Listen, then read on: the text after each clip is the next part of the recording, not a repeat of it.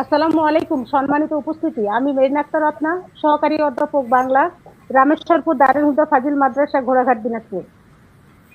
সৌভাগ্যক্রমে আজকে যে বিষয়টি, যে প্রস্তাবনাটি, আমি অবস্থান করছি আমার মা এবং মাতৃভূমিতে। আমার কাছে এই বিষয়টা অত্যন্ত গর্বের মনে হচ্ছে। আমি আমার কথা শুরু করার আগে সকলকে অভিনন্দন জানাচ্ছি। শুভ সন্ধ্যা।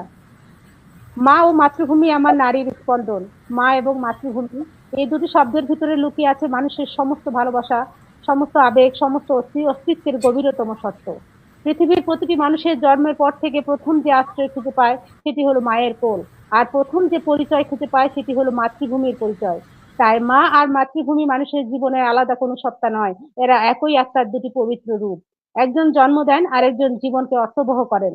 একজনের সঙ্গে রক্তের সম্পর্ক, আরেকজনের সঙ্গে শেকড়ের সম্পর্ক।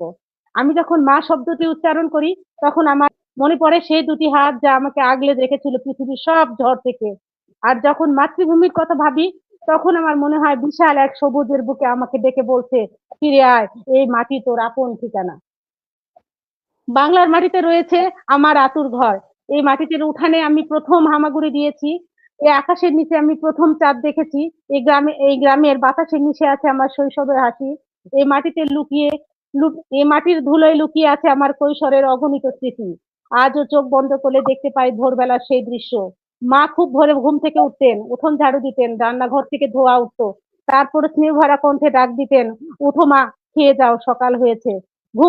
ঘুম ভাঙতে চাইতো না, তবুও অলসতা মুড়ে জেগে উঠতাম, জীবনের স্বপ্ন জেগে উঠতো। আমি ঘুম জড়ানো চোখে উঠানে বেরিয়ে আসতাম। চারদিকে কুয়াশা, দূরে ধান ক্ষেত, শিশির ভেজা ঘাস। খালি পায়ে হাঁটলে মনে হতো পৃথিবী যেন খুব কোমল। মসজিদ থেকে ভেসে আসা আজানের ধ্বনি, পাখির ডানায় ঝাপটা, সকালের সেই নির্মল পরিবেশ আজও আমার হৃদয়কে সবচেয়ে সুন্দরতম স্মৃতি মনে করিয়ে দেয়। মায়ের আঁচলের গন্ধ আর বাংলার মাটির গন্ধ আমার কাছে একই পবিত্রতা। দুটোর মাঝে রয়েছে এক অদ্ভুত শক্তি। পৃথিবীর সকল বিলাসিতা কোন বড় শহরের আলোকোজ্জ্বল জীবন সেই শান্তির সময় হতে পারে না। মা আমাকে শিখিয়েছেন কিভাবে মানুষকে ভালোবাসতে হয়, কিভাবে অন্যের বিরুদ্ধে রুখে দাঁড়াতে হয়, কিভাবে অন্যের দুঃখ বুঝতে হয়, কিভাবে ত্যাগ করতে হয়। আর আমার মাতৃভূমি আমাকে শিখিয়েছেন কেমন করে মাথা উঁচু করে দাঁড়াতে হয়, অন্যায়ের বিরুদ্ধে প্রতিবাদ করতে হয়, নিজের ভাষা, নিজের সংস্কৃতি, নিজের ইতিহাসকে ভালোবাসতে হয়। বাংলার ইতিহাস শুধু নদী আর সবুজের ইতিহাস নয়, এটি আত্মত্যাগের একটি ইতিহাস। এদেশের জন্ম মানুষের বুকে রক্ত দিয়েছে, ভাষার জন্য প্রাণ দিয়েছে, স্বাধীনতার জন্য হাসি মুখে মৃত্যুবরণ করেছে। এই দেশের মায়েরা তাদের সন্তানদের কঠিন বুকে নিয়ে কেঁদেছে, তবু মাথা নত করেনি। তাই বাংলাদেশ শুধু একটি মানচিত্র নয়, এটি এটি অগণিত আত্মত্যাগের পবিত্র নাম।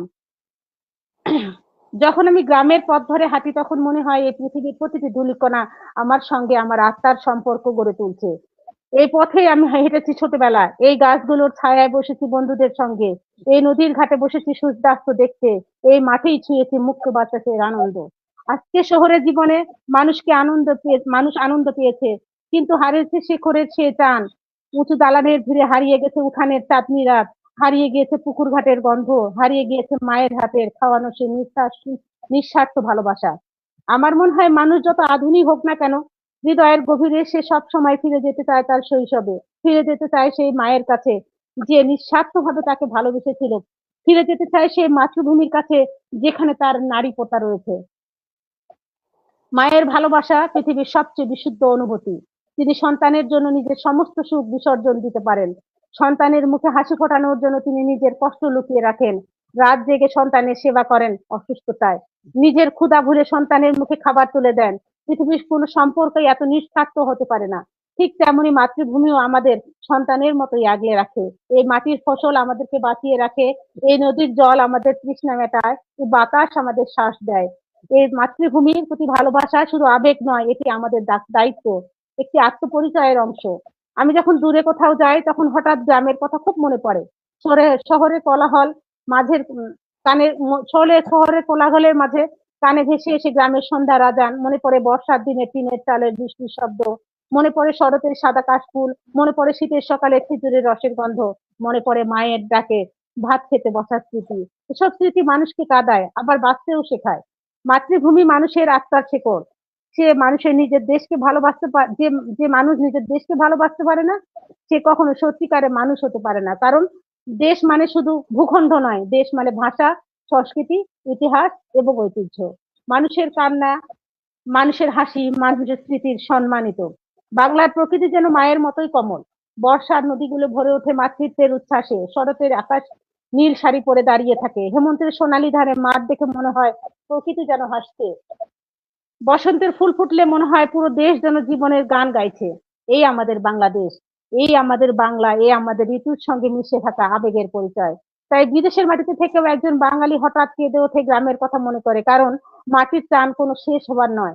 আমাদের শৈশবের মায়ের ডাকে ভাত খেতে বসার স্মৃতি, এসব স্মৃতি মানুষকে কাঁদায়, আবার বাঁচতেও শেখায়। মাতৃভূমি মানুষের আত্মার শেকড়। সে মানুষের নিজের দেশকে ভালোবাসতে যে যে মানুষ নিজের দেশকে ভালোবাসতে পারে না, সে কখনো সত্যিকারে মানুষ হতে পারে না। কারণ দেশ মানে শুধু ভূখণ্ড নয়, দেশ মানে ভাষা, সংস্কৃতি, ইতিহাস এবং ঐতিহ্য। মানুষের কান্না, মানুষের হাসি, মানুষের স্মৃতির সম্মানিত। বাংলার প্রকৃতি যেন মায়ের মতোই কোমল। বর্ষার নদীগুলো ভরে ওঠে মাতৃত্বের উচ্ছ্বাসে। শরতের আকাশ নীল শাড়ি পরে দাঁড়িয়ে থাকে। হেমন্তের সোনালী ধারে মাঠ দেখে মনে হয় প্রকৃতি যেন হাসছে। বসন্তের ফুল ফুটলে মনে হয় পুরো দেশ যেন জীবনের গান গাইছে। এই আমাদের বাংলাদেশ, এই আমাদের বাংলা, এই আমাদের ঋতুর সঙ্গে মিশে থাকা আবেগের পরিচয়। তাই বিদেশের মাটিতে থেকেও একজন বাঙালি হঠাৎ কেঁদে ওঠে গ্রামের কথা মনে করে, কারণ মাটির টান কোনো শেষ হবার নয়। আমাদের শৈশবের স্কুল আজও হয়তো বদলে গেছে, খেলার মাঠ হয়তো নতুন করে উঠেছে, নদীর ঘাট হয়তো আগের মতো আর নৌকা ভিড়ে না, তবুও স্মৃতির ভিতরে সেই পুরনো স্মৃতিগুলো অমলিন হয়ে আছে। সবাইকে ধন্যবাদ। শুভ সন্ধ্যা।